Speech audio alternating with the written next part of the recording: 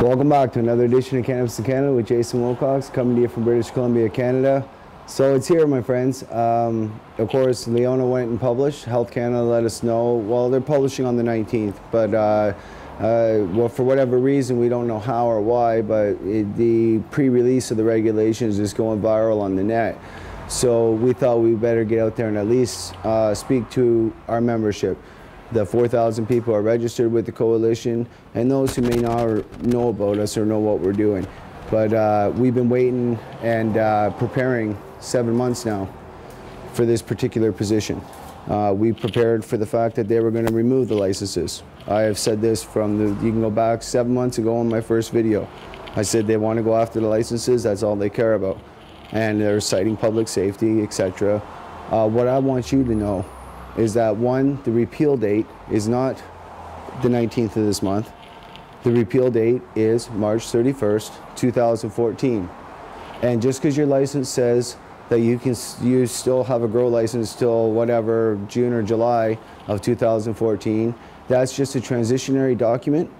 So don't kid yourself. You keep your garden up, don't kid yourself. You could get in trouble, you know, but we hope to stop all this before it happens. So this is where the governments went. They really haven't changed anything from what they proposed and what we've already addressed in numerous other videos and numerous other talks. The difference is now it's game on, because now we know where we stand. Our attorney's prepared to go forward. Personal cultivation is the right to autonomy, in our own opinion. You know, there is an issue of barrier to access. This is where our concern lies. It's very hard for me not to get angry and frustrated as I think about the 500+ impact statements I've read of people paranoid, and not just paranoid, God-given fear of going back onto pharmaceuticals because of what the government's doing now to medical patients. It's unconstitutional, it's not Canadian, it's unethical, and it's not right.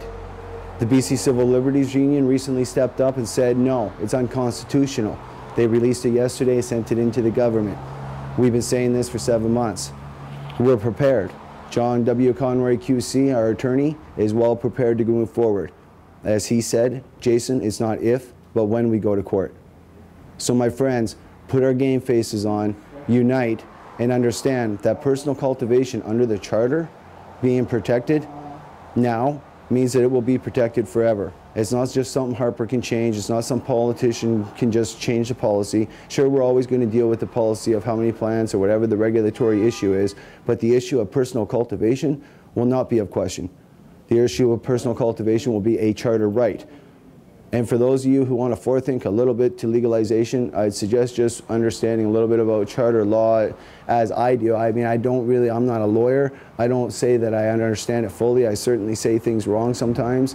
For instance, Section 1, I was wrong in previous statements. I need to retract, where Section 1 is more about reasonable access to our medicine, and Section 7 is that right to the liberty, the right to access our medicine. So, the barriers to access lie in Section 7, and the reasonable limits to that access lie in Section 1.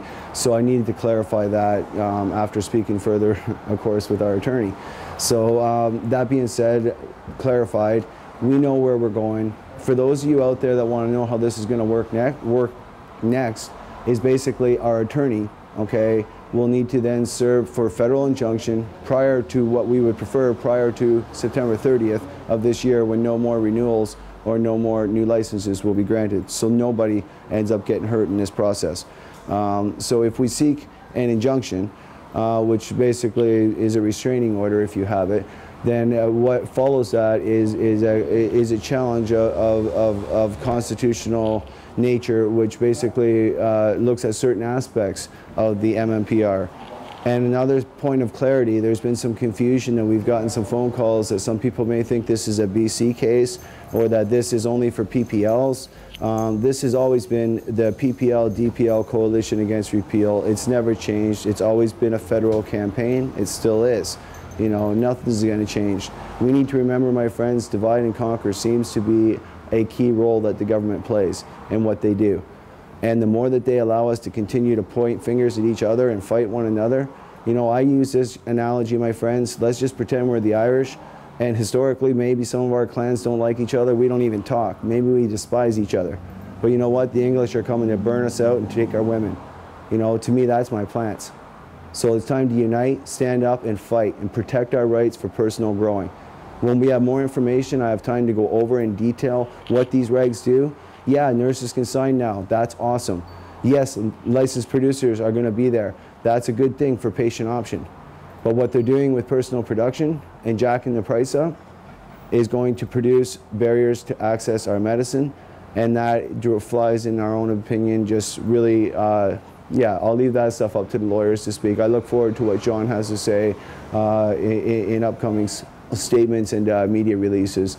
Main thing I came on the air now for myself, I'm medicated, I'm pissed off, you know. I'm more happy that we're going to war, but at the same time, I'm pissed off that so many of us have to once again raise $250,000 to go fight for a right that was established in the friggin' Parker decision in 2001.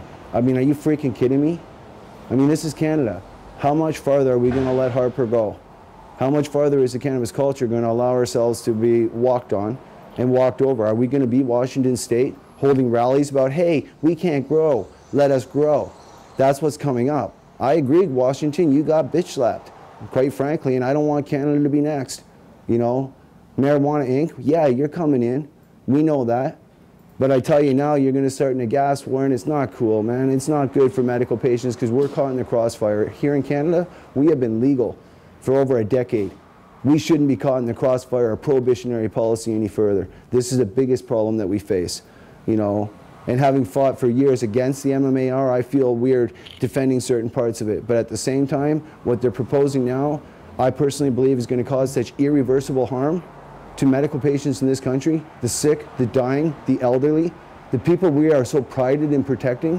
Why is it that we're trying to strip them of their medicine so that they can go back on what? Pharmaceuticals? So they can be gobstopped on friggin' morphine and Oxycontin? We've read the impacts, we've heard your voices, and we're going to stand up and we're going to fight. This is Jason Wilcox. We'll update you in the next series. See you then. Well, business is blossoming at a hydroponic shop in BC. Sales have been smoking hot ever since 2 U.S. states legalized marijuana. The company, called Green Planet, carries everything anyone would need to grow plants, any kind of plants, indoors. In Colorado, it is now legal to have 6 marijuana plants in a secure area.